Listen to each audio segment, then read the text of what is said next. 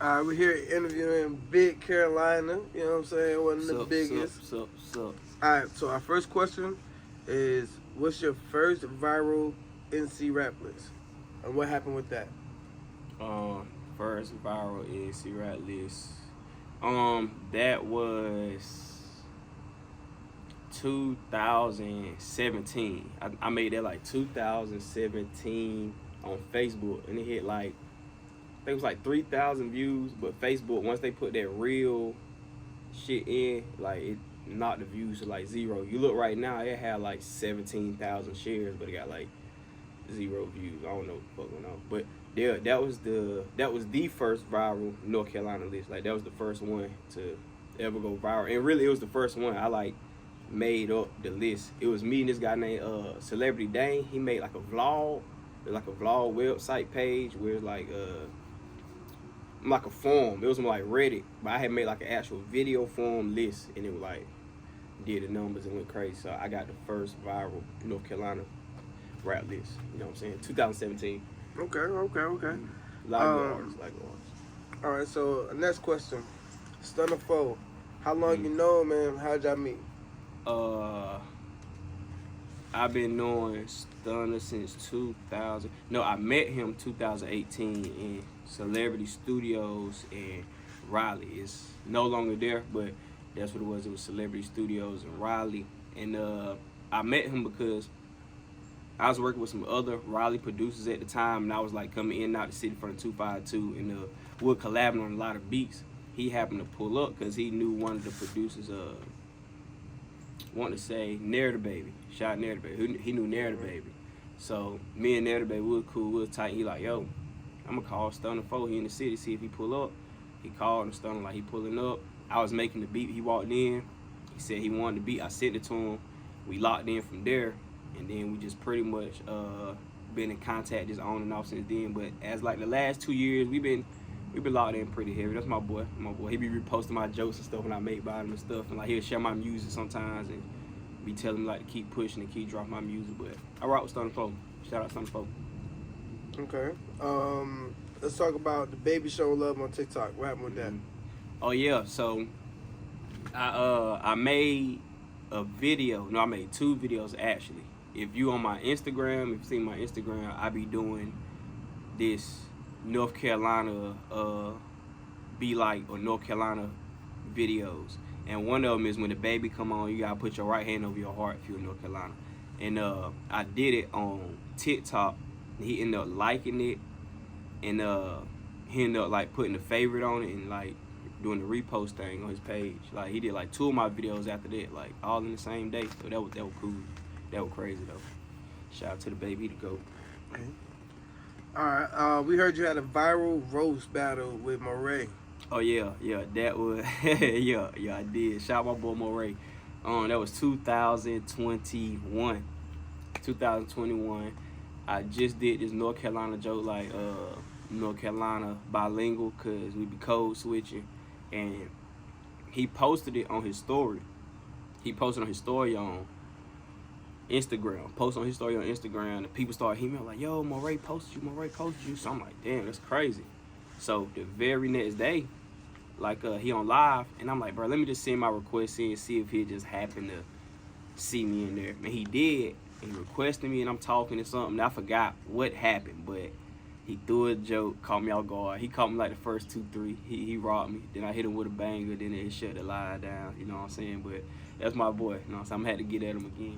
Okay, we seen you made a post saying you invented theme song rap, like the Law and Order and sampling different theme songs and stuff like that. Can you explain that? Yeah, I definitely did that. Like, once again, right around the time I met Stunner 4, I'm just rocking out with the beats, and me and Fat Dave, and linking up, shout out Fat Dave, and I was making a lot of beats for him. You can hear his song, Blunt on the Booty, produced by me. That was like the biggest song on his album.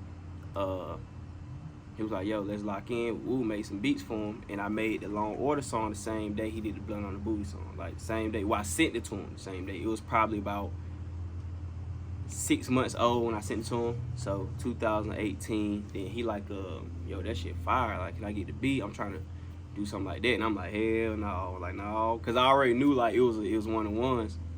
But I told her I made something similar to it. So I made the Full House theme song for him. I sent it, and he didn't like the bass line of it.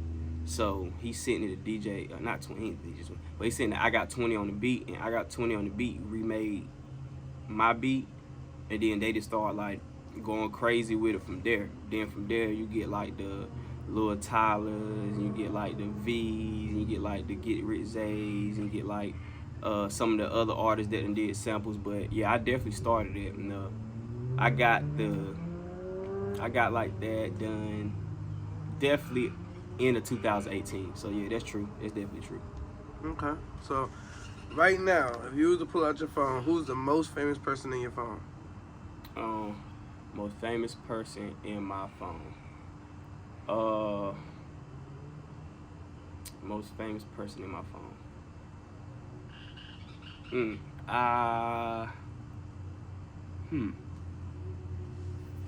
That's a hard one because niggas famous for different reasons. Like, okay, like I got my Trez Harrell, the NBA player, he in my phone.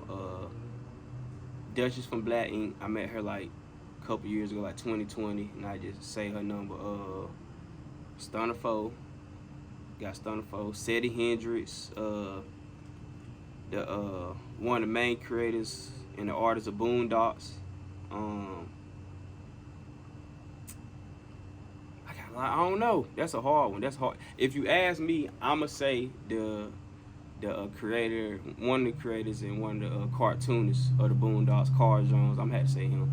His Instagram followers don't say it, but his work is like universal. So I got to say him, Carl Jones. Okay. I seen you mention Seti Hendrix. Yeah. You know, North Carolina rock with him a lot. He be out here a lot.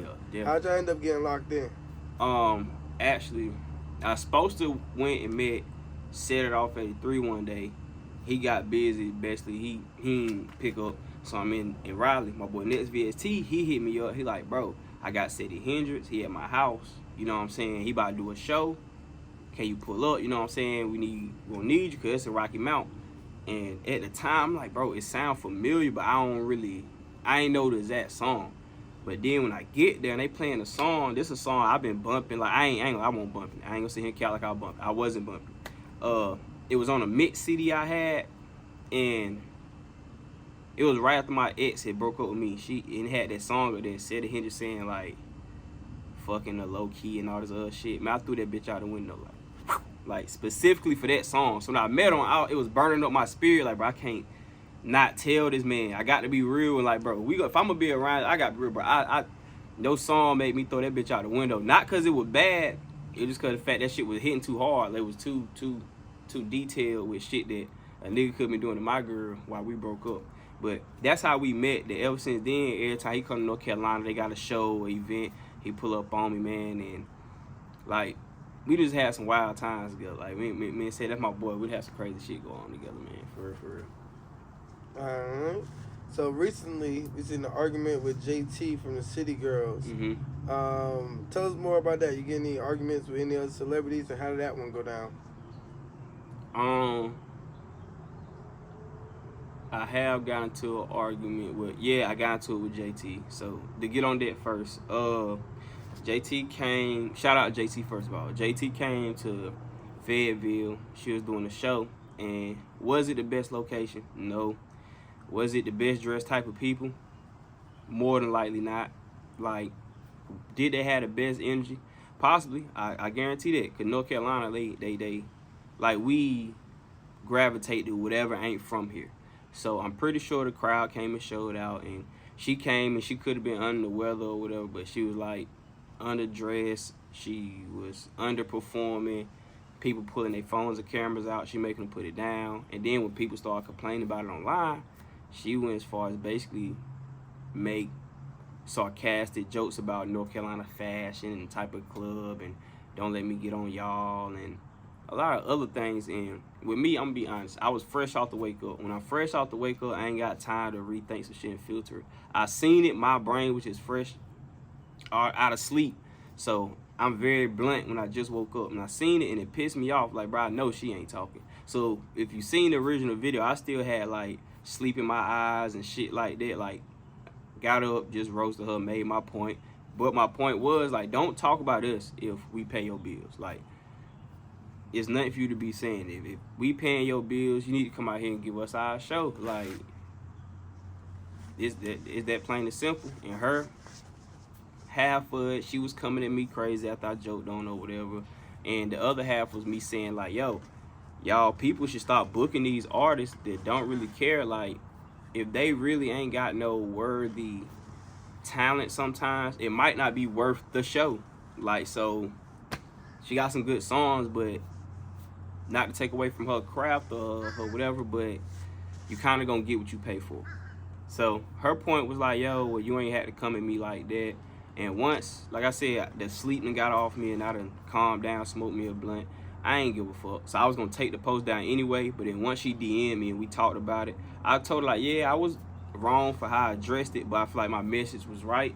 And at the same time, you got to come correct with us because, like, again, we pay your bills. Like, and then the thing that got me is she didn't say Fayetteville, she said the whole North Carolina. Like, Fayetteville is one area. It's 9 million, 10 million people here that you just shitted on that pretty much was fan of yours or could have been fan of yours. So that was the point I made, and we had like a grown-up talk. We had a grown-up talk in the DM, you know what I'm saying? She was trying to keep it short, but that's because she busy and got money, and she was mad, you know what I'm saying? I know how toxic girls act. Like, they ain't gonna fully admit they wrong, but she was talking enough to let me know I feel where you coming from. So I apologized to her, took the post down, and she all good. Ain't no problems with her. But that's what happened with her. And I have gotten to an argument with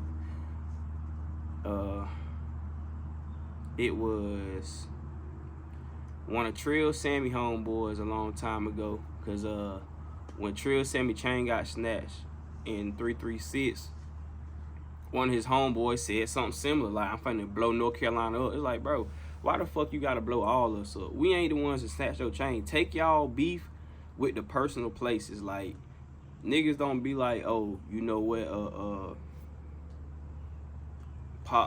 Pop Smoke people did something to my brother, so I'm gonna diss the whole New York. No, they probably hit up Pop Smoke people or 5-year-old people. Like, they ain't gonna take it out on everybody. So I don't be getting why people do that. And Johnny Blaze from Love and Hip Hop, she a talented singer though, but she DM'd me because one of her managers or somebody around her wanted to hit me up for some beats. And from what she say, I was rude, and I probably was low-key rude because they probably won't talk about no money. Honestly, like, a lot of bigger people, like, they'll see it and be like, can I get something for free? But I probably told them, nah. She sent a video to my DM, like, cuss me out. And this was before Instagram had videos, and this is before you could screen record with your phone. So I screenshotted it, and I sent it to DJ Academics. If I could find my old, I can get inside my Google Drive. I got the pictures of it. I was like, who the fuck is this woman? That I started doing her research. I was like, man, I probably fucked up opportunity. But if you seeing this, Johnny Blaze, I love you. You know, my fault. Let's get some work in. All right. Did you help would you say you helped pioneer North Carolina sound? And if not you, then who? Yeah, I definitely say I helped it. And the who's I say helped it, definitely, regional wise, I'm gonna say definitely 20 in Charlotte. He was like one of the main ones. I definitely say in the 336, people like Steve Got Keys, he was one of those ones. I could be forgetting some people. These like the main ones that I was hearing about at the time. Steve Got Keys, Keezy 808, I'm gonna say 919. That was 336 besides Keezy 808. I'm gonna say 919. I feel like we had the strongest pull on it. I was at a 252 at that time, but 919, I would say Narrative Baby. I say Narrative Baby put his foot in it. Say Joel Venom. Me, definitely me. My boy D Money, he put a wave in it too. He had a different style of like the North Carolina sound, but he definitely did his justice. It was a lot of us. It was a lot of us. But I can definitely feel like the ones I named off the top was like a lot of the ones that was really putting a footprint in it, because everybody from the west part of North Carolina had to come to Raleigh. Like, you got to come to Raleigh. There's no way you booming in North Carolina and you can't, and you ain't got no fan base in Raleigh. You ain't coming here. You ain't really got it. I'm sorry to tell you that. If the 919 ain't got you coming, you ain't really doing too much.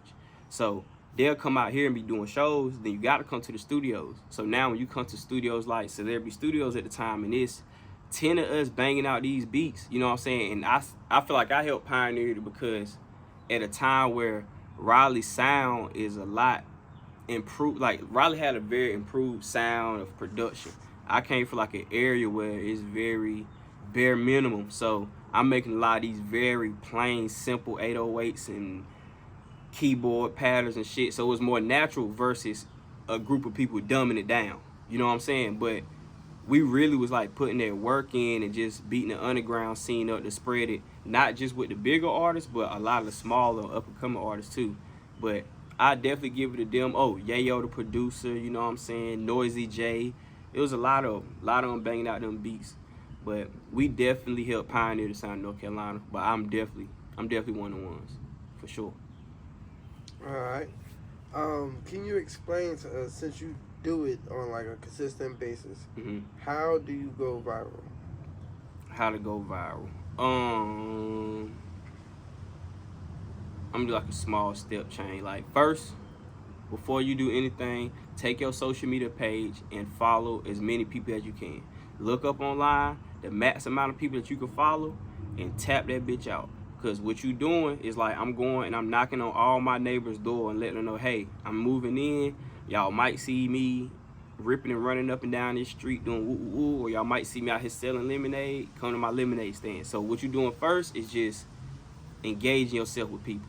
Once you do that, a lot of people are gonna look, a lot of people are gonna move around, but that's how you learn your crowd. Then after you do that, you find out what you want to post. Find out what you want to post. You get that lined in, you find out what can you do that's not cost efficient or too time efficient. I think those are the words. It might be the words. But you find out in those median range, so you're not spending so much time trying to learn the craft versus going viral. So you already pretty much know what you can do, and you grow with it online, so they can see you growing along with whatever your talent is. And you take that and you really just got to post. You doing a lot of posting because you just collecting data. You can do 100 videos. I like to use the 100 rule, because like 100%, you break it down to percentages. You do 100 videos and 15 don't go viral when you showing your full outfits. You need to copy the formula of them 15 videos and keep doing it. And engage with your people that's showing you support, because they ain't got to be there. And if you do those things and stay consistent, you can't lose. Like, that's what it takes to go viral. That's what it takes to go viral. What's the problem with the music scene in NC? What's the problem with the music scene in NC? I feel like the music scene ain't got confidence. Like, I feel like the music scene in North Carolina ain't got confidence, where it's a lot of producers and it's a lot of artists that could develop a sound, but it's easier to kind of like move on a sound if something's already going. And it's for different reasons. It could be the fact of, hey, this is a business. It's working, so it worked. But I feel like as a whole, I feel like that's one thing that could be like hurting, is we don't have a full sound at grass. Like, we definitely formed it, but it didn't hold on long because we as a state didn't hold on to it, if you ask me. Like, we didn't stay locked in with it because it was the North Carolina sound and it was a lot of these other sounds, and these other sounds are still moving because I feel like a lot of other states that want to be like these areas are trying to be like these areas versus trying to be like themselves. You know what I'm saying? Cali, ain't too much gonna ride in Cali but California music. Like, you might hear some other artists and they rocking with other stuff, but they got their sound. So I feel like something like that, we just gotta really buckle down on getting our identity. I feel like that's the problem. And promoters overpaying a lot of these guys, like a lot of these artists and stuff, so now they start to come down to be a little disrespectful. You know what I'm saying? Like, let them know shit get real down here too. I'ma pay, but hey, shit get real. Don't be.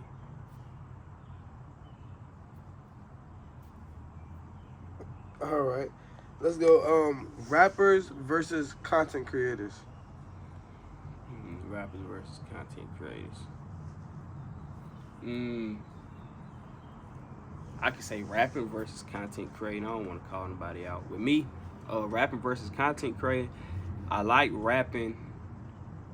I could say I like rapping more than content creating at times because it's like my true passion, like my true element. I've been doing this longer than I was doing content creating.